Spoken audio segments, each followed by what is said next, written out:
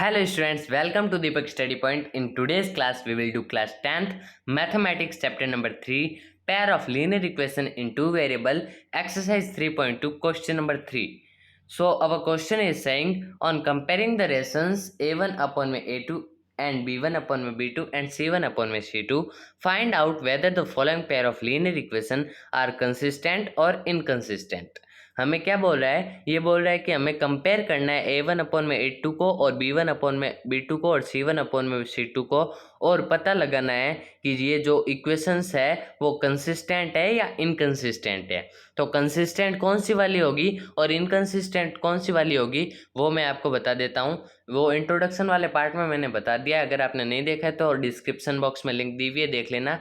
और तो भी मैं आपको बता देता हूँ एक बार फिर से, अगर a1 अपॉन में a2 इक्वल न हो b1 अपॉन में b2 के तो वो होगा कंसिस्टेंट, और अगर a1 अपॉन में a2 इक्वल हो b1 अपॉन में b2 और वो भी इक्वल हो c1 अपॉन में c2 तो वो कंसिस्टेंट होगा। और एक लास्ट और रह गया, a1 अपॉन में a2 वो इक्वल होगा b1 अपॉन में b2 बट वो इक्वल नहीं होगा c1 अपॉन में c2, तो वो क्या होगा, वो होगा कोइंसिडेंट। ओके, समझ आ गया आपको कंसिस्टेंट और इनकंसिस्टेंट वाला। तो अब हम स्टार्ट करते हैं अपना क्वेश्चन। तो सबसे पहला नंबर पॉइंट दिया हुआ है 3x plus 2y is equal to 5 and 2x minus 3y is equal to 7। तो इसमें a1 अपॉन में a2, b1 अपॉन में b2 और c1 अपॉन में c2 को कंपेयर करते हैं। तो सबसे पहले a1 अपॉन में a2, a1 अपॉन में a2, तो इसमें a1 कौन सा है, a2 कौन सा है, x के पास वैल्यू है 3 और 2, तो 3 अपॉन में 2 हो गया। उसके बाद b1 कौन सा है, b2 कौन सा है, b1 पहली लाइन में होगा, b2 सेकेंड लाइन में होगा, तो b1 होगा 2 एंड b2 होगा -3, तो 2 अपॉन में -3। उसके बाद c1 अपॉन में c2, c1 कौन सा होगा, c2 कौन सा होगा वो देख लेते हैं। तो c1 होगा 5 और c2 होगा 7, 5 और 7, 5 एंड 7। ओके, ये हो गया।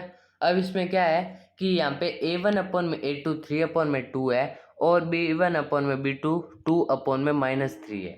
तो 3 अपॉन में 2 और 2 अपॉन में -3 ये इक्वल नहीं होता, तो a1 अपॉन में a2 is not is equal to b1 upon में b2। अगर हम इन दो को देखते हैं और ये दोनों इक्वल ना आए तो c1 अपॉन में c2 को कंपेयर करने की ज़रूरत नहीं है, बट मैंने एक्स्ट्रा में कर लिया है आपके लिए।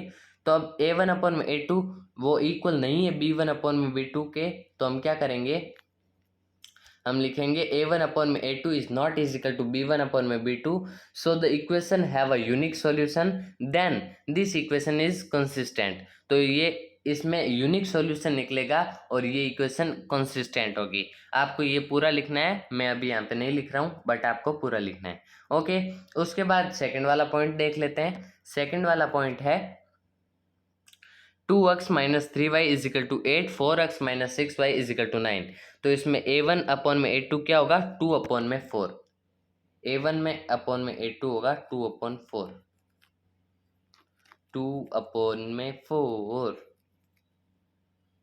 लिख लेते हैं हम, 2 अपॉन में 4, 2 अपॉन में 4 ये 2 की टेबल से कटेगा इसलिए 1 अपॉन में 2 आ जाएगा।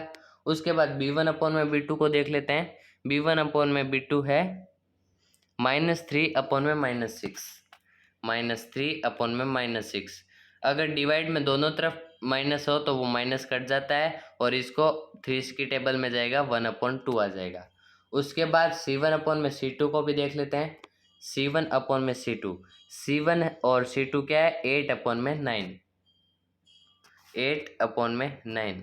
तो इसमें क्या आ रहा है, a1 अपॉन में a2 वो b1 अपॉन में b2 के इक्वल है बट वो c1 अपॉन में c2 के इक्वल नहीं है। तो हम क्या लिखेंगे यहाँ पे, हम लिखेंगे कि a1 अपॉन में a2 is equal to b1 upon में b2 but this will not equal to c1 upon में c2। तो हम नीचे लाइन क्या लिखेंगे, नीचे लाइन लिखेंगे so the equation have no solution then this equation is inconsistent. तो अगर आपके पास ये चीज़ आ जाए तो वो उसमें एक भी सॉल्यूशन नहीं होगा, नो सॉल्यूशन होगा, और एक भी सॉल्यूशन नहीं आया होगा तो वो होगा इनकंसिस्टेंट। ओके, तो थर्ड वाला पॉइंट भी देख लेते हैं हम। थर्ड वाले पॉइंट में A1 और A2 कौन सा है? 3/2 है वो है A1 और 9 है वो है A2। तो वो भी कर लेते हैं हम। 1 मिनट, इसको इरेज कर लेता हूँ।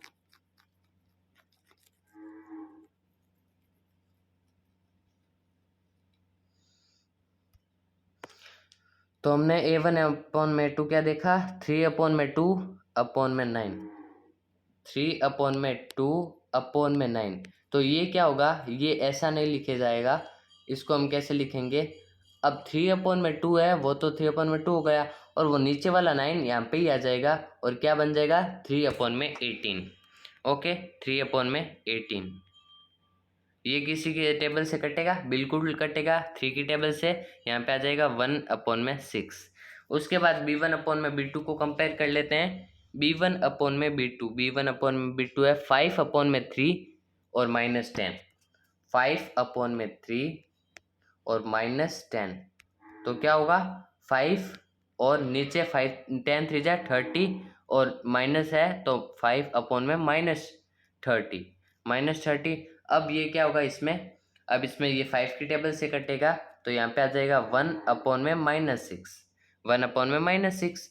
और अब लास्ट वाला C1/C2 वाला देख लेते हैं। देखने की ज़रूरत तो नहीं है। क्यों नहीं है? क्योंकि यहाँ पे A1/A2 ही और B1/B2 यही इक्वल नहीं आ रहे, तो देखने की ज़रूरत नहीं है। तो हम सीधा लिख सकते हैं कि A1/A2 is not equal to B1/B2, so the equation have a unique solution. तो इस इक्वेशन में यूनिक सॉल्यूशन आएगा, मतलब कि एक ही सॉल्यूशन आएगा। Then this equation is consistent. तो ये इक्वेशन कंसिस्टेंट होगी। अगर हम इस इक्वेशन को ग्राफ पेपर में रिप्रेजेंट करेंगे, तो वहाँ पे ये 2 लाइन्स होगी, वो इंटरसेक्टिंग लाइन्स होगी। ओके, ये एक्स्ट्रा के लिए बता दिया मैंने आपको। उसके बाद हम कर लेते हैं नेक्स्ट पॉइंट फोर्थ वाला है। फोर्थ वाले में क्या बोल रहा है? फोर्थ वाले में A1/A2 क्या आएगा? 5/-10। A1/A2 होगा 5/-10। 5/-10। 5/-10, ये 5 की टेबल में कटेगा, 1/-2 आ जाएगा। उसके बाद B1/B2 को देख लेते हैं। B1/B2 है -3/6। -3/6, ये भी होगा, 3 से कटेगा, -1/2। तो अब आगे करने की जरूरत नहीं है, क्योंकि A1/A2 और B1/B2 इक्वल नहीं है। तो हम क्या करेंगे? हम यही चीज़ लिख देंगे, A1/A2 is not is equal to B1/B2, so the equation have a unique solution, then this equation is consistent। तो ये इक्वेशन कंसिस्टेंट होगी। ओके, अब लास्ट है, वो वाला है पॉइंट नंबर 5, तो उसको भी कर लेते हैं हम। तो फिफ्थ वाले पॉइंट में A1/A2 क्या होगा? 4/3/2। 4/3/2 मतलब कि 4/6। और ये क्या कटेगा? बिल्कुल कटेगा। किससे कटेगा? ये 2 की टेबल से कटेगा, यहाँ पे आ जाएगा 2/3। उसके बाद B1/B2 को देख लेते हैं। B1/B2 है हमारे 2/3। 2/3। उसके बाद C1/C2 को देख लेते हैं। C1/C2 है हमारे 8/12। 8/12, ये 4 की टेबल से कटेगा, और यहाँ पे आ जाएगा 2/3। तो इस बार क्या हुआ? 2/3, 2/3, 2/3, ये तीनों इक्वेशन इक्वल है, मतलब कि A1/A2 is equal to B1/B2 and this will also equal to C1/C2। तो अब हम इसमें क्या लिखेंगे? हम इसमें लिखेंगे so the equation have infinitely many solution. इस इक्वेशन में बहुत सारे सॉल्यूशन आएंगे, तो ये इक्वेशन होगी consistent. Then this equation is consistent. That's it for today. इतना ही था क्वेश्चन नंबर 3। मिलते हैं अगले वीडियो में। Please like share and subscribe our YouTube channel.